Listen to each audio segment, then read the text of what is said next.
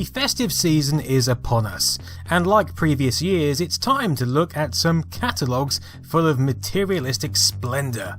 But I thought this year, rather than flicking aimlessly and circling things we want, we could compare an index catalogue from Christmas 1995 to this year's Argos Christmas catalogue. Now, for those outside of the UK, Argos is a shop which, rather than having products in arm's reach of a customer, it has catalogues and tiny pens. The idea is you flick through any available catalogue, jot down the codes of what you want on a slip of paper, take this slip to the till, whereby a member of staff runs into the warehouse and brings out your item like a glorious Christmas elf. Essentially, it's a way of having a shop with a small footprint but a bucket load of products. There are Argos shops all over the country, and they seem to have weathered the age of the internet quite well. Index, however, has fared less well. It was a direct competitor to Argos, following the exact same premise, but didn't do quite as well. In fact, Argos bought up most of their stores in the early noughties. Now, this isn't a particularly thick index catalogue. Argos catalogues got a lot thicker, especially in the late 90s and early noughties. But it's still a damn sight bigger than this Argos Christmas catalogue, in width, length and indeed depth. Argos is actually starting a digital-only trial, relying on digital terminals in shops, so this could very well be the last catalogue we see. It's not a full catalogue, only a Christmas gift guide really, but it's perfect for my needs. Centre stage of Index 1995 is this Panasonic portable cassette player, whereas Argos has a drone nipping through an array of exciting products. Okay, let's delve inside.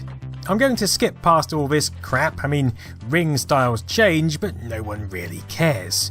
Ooh, a Dennis the Menace tie tag. Okay, here we go, watches. My eyes are immediately drawn to this Casio Databank watch. It's got an 8-digit calculator, 30-page databank, stopwatch and an illuminator nightlight. Fair price though, £37.99, that's about £70 in today's money. We've also got this talking watch for $8.99. I remember my mate having one of these and I thought it was blooming amazing. He actually also had one of these remote control watches, the lucky scamp. He could use it to open the central locking on his uncle's car, which was quite amusing. Look, there's even an FM radio watch here with some tremendously funky 90s styling. You could use it to listen to, I don't know, Simon Mayo in the morning. Over in 2017, the closest comparison is this G-Shock watch for $59.99. I mean, that's all good and well, but it hasn't got a databank, and nor can it unlock car doors. Well, I guess with it being a G-Shock you could use it to smash a car window, but a brick would probably suffice better. To be fair, the new catalogue does have Apple Watches though, which probably beat the Databank watch, but they're not in the watch section, they're in a dedicated Apple section, so no, I'm not going to count it. Check this out, page 55. We can get an exclusive free party great compact disc with a £19.99 Seconda watch. Yeah, I'll probably pass, thanks. Seriously, watches were a big deal in 1995 though. This watch section goes over several pages. The Argos catalogue is completely uninspiring in comparison. I mean, you can't pick up a Minutes Mix and Match watch anymore, can you?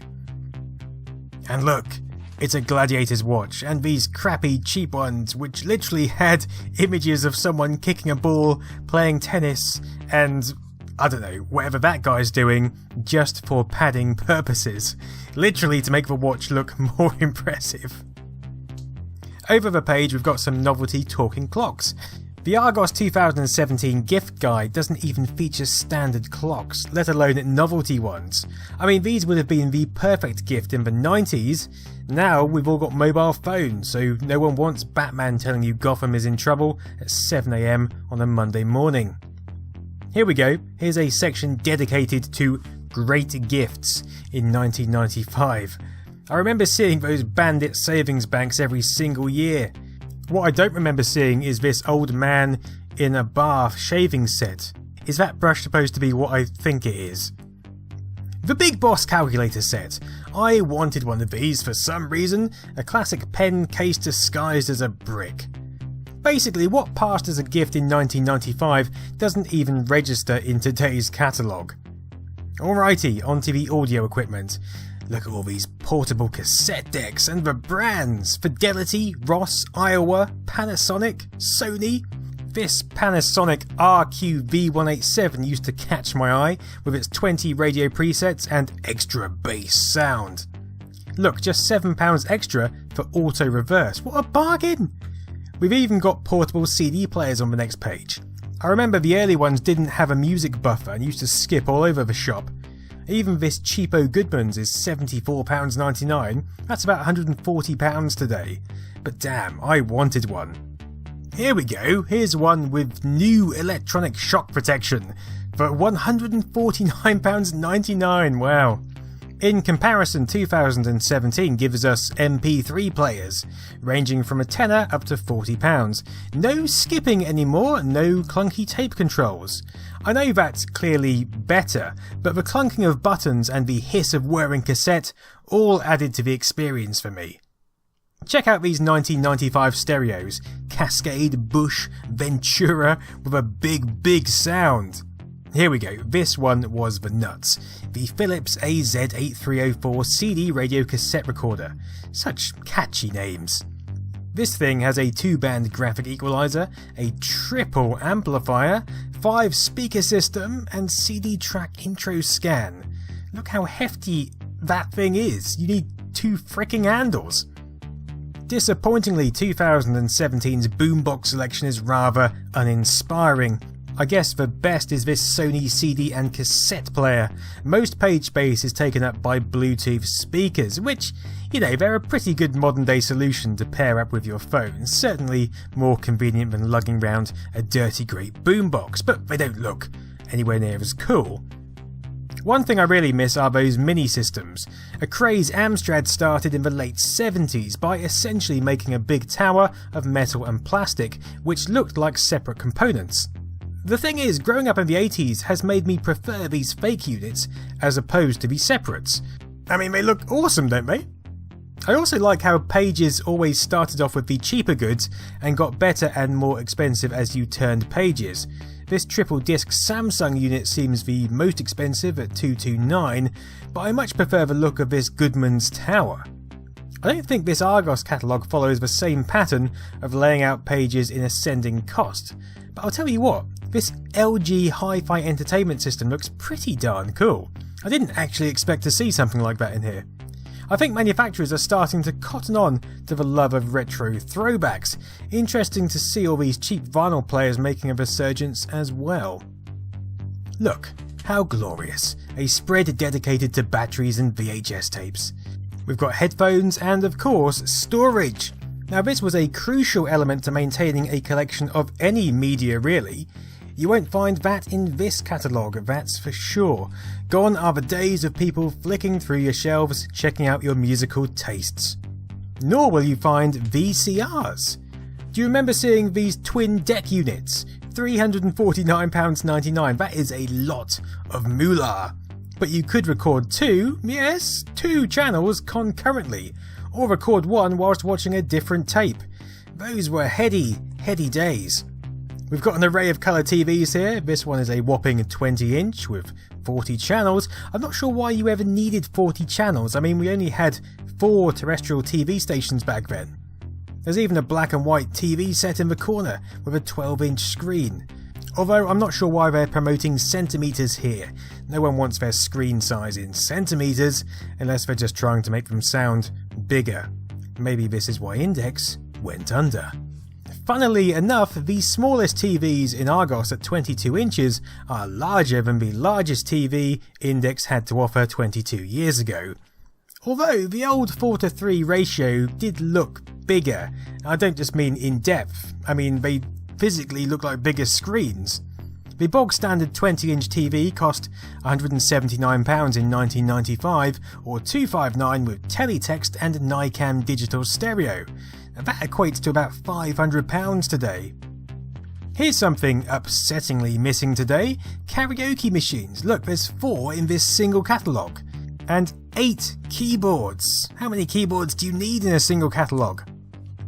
So, onto phones. My god, look, it's a pager. £74.99 for the pleasure of someone being able to send you a number to call them back on. Oh no, wait. This is one of those newer pages where you could dictate an actual message to an operator and they would send that on to your pager. Nice! On the following page, another piece of 90s finery, the transparent phone, what every teenager wanted, maybe, in their room. If you were really rich, you could even get a phone with caller ID, or buy a separate box to do the task. Back in 2017, we of course have an array of mobile phones, combining the functionality of a phone and pager, along with a few more features in one unit. I mean, we don't even have buttons anymore. Talking of things mobile phones have picked up the baton for, here's an overwhelmingly exciting page of electronic organisers. I think we need a moment's silence just to take in the wonder here. Especially with that world map on the inside cover. Oh look, there's a separate electronic language phrasebook. Our phones do that now as well. And that as well. And we can even type documents on them. Electronic typewriters though, now they were a product for a specific age, weren't they? When computers were a bit too expensive, but traditional typewriters were too clunky and limited. Now, this page, don't underestimate how exciting this page is. I spent hours eyeing up the complete starter kit on here. By the way, they are printer stands, so you could place your dot matrix on top and have space for a stack of continuous feed paper underneath. I have to query that dust cover though. Measuring just 12 by 12 inches, that's going to be a bit snug for a lot of monitors, even back in 1995. Briefcases! Yay! Cameras. Now this was a pre-digital era, dominated by 35mm film. As you can see with page upon page of similar looking device. I actually had a 110 film camera like these ones. You could only fit 24 photos onto each pack of film, but the excitement was sending it off to the developers to find out just exactly what you'd managed to take photos of. Finding an undeveloped film stuffed in a drawer was like a goldmine of excitement, or something horrific that you really didn't want to see. Nowadays, sure, we can get digital SLRs for a reasonable price, but we know exactly what our photos look like right away. Where is the fun in that? Okay, I'll admit, it's probably a lot better. There's a couple of Polaroid cameras here, starting at $29.50. So, what are Polaroid up to in 2017? Well, we've got these Polaroid Pop Cameras, which offer instant printing on special paper. Essentially, it does the same thing as the original Polaroids, but you get to see your photos on a screen before printing. It's all about screens nowadays. Again, where's the fun? These are also quite expensive, £199 each, although we do have some cheaper copies over here. Where Index has binoculars and telescopes, Argos now has drones. Where Index has car steering locks, Argos now has satellite navigation. Those steering locks, by the way, they used to be on like every other car, didn't they? I actually remember seeing them on an old Top Gear episode, and I think they managed to break them in under a minute. It's probably why you don't see them anymore. Come to think of it, you don't really see bead cushions anymore either, nor do you see pages and pages of golf equipment. There was always so much golf equipment in the 90s. And GMTV kettles? With a matching toaster on page 236. Oh, and look, a matching coffee pot too. You could GMTV up your entire kitchen. Look at this, an entertainment storage centre. See, you used to be able to put all your films or music and then just pick something out and play it. I think there was something nice about having this limited library that everyone could see. It helped alleviate decision anxiety and get everyone involved in the selection process. I used to watch films all the time, admittedly the same films over and over, but now that I've got films galore on demand, it just doesn't really appeal quite as much. It's a similar story with gaming really. And talking of gaming, let's head in that general direction. First, educational toys. Now here's a category which doesn't change much, except rather than LCD computers and laptops, today's Argos has tablets and phones. I find it incredible that you can actually get tablets like the Amazon Fire for cheaper than these. You know, whereas kids in the 90s had a couple of LCD text rows to keep them occupied, you can now have full colour touch screens. We haven't come quite as far as sci-fi films made out, but still not bad for just over 20 years. What else do we have? Shaving Fun Ken. What? Looks really cool with real hair, and beard you can shave again and again, complete with play razor and shaving cream. Like I said, we've come a long way.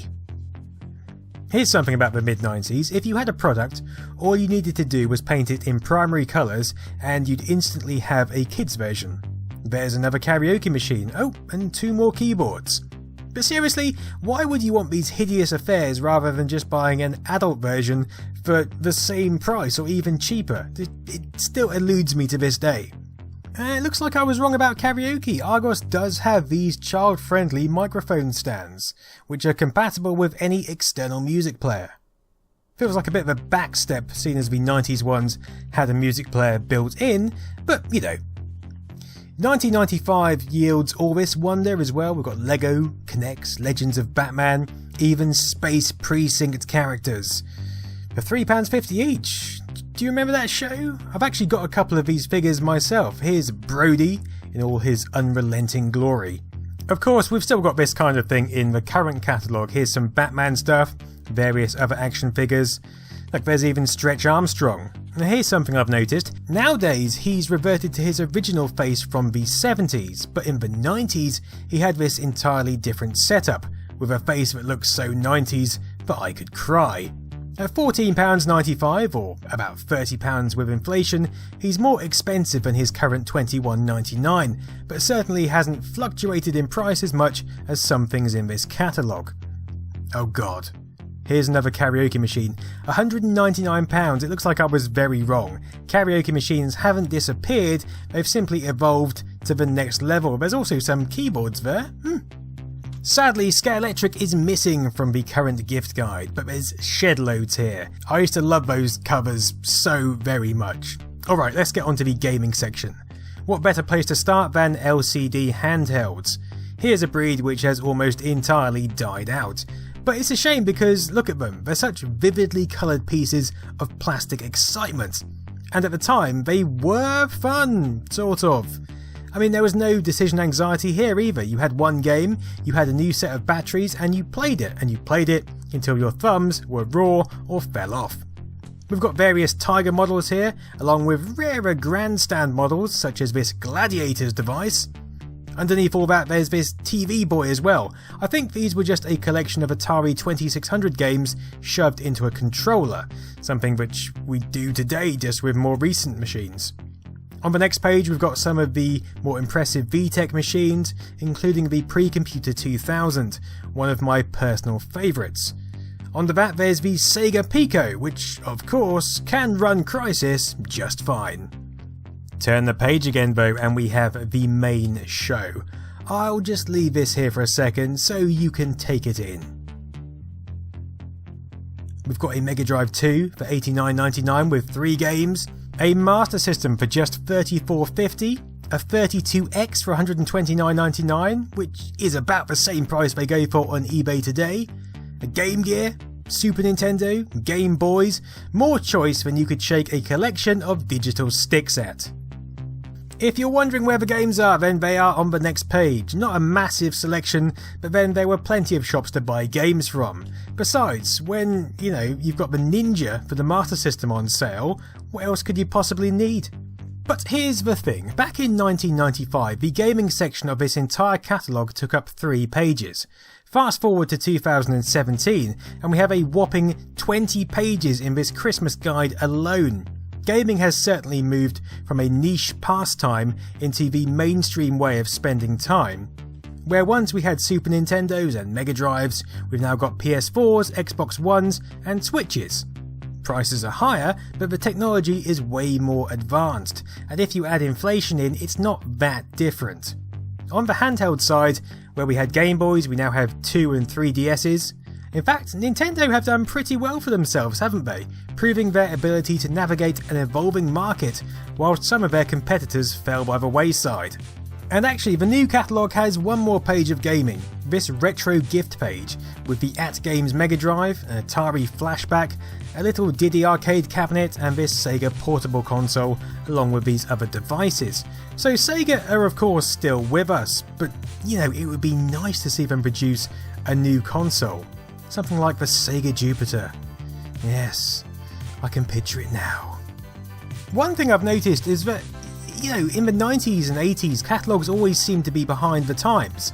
The original PlayStation had launched in September 95, but there's no sign of it in this Winter 95 catalogue at all, not even a mention of its potential future availability for pre-ordering.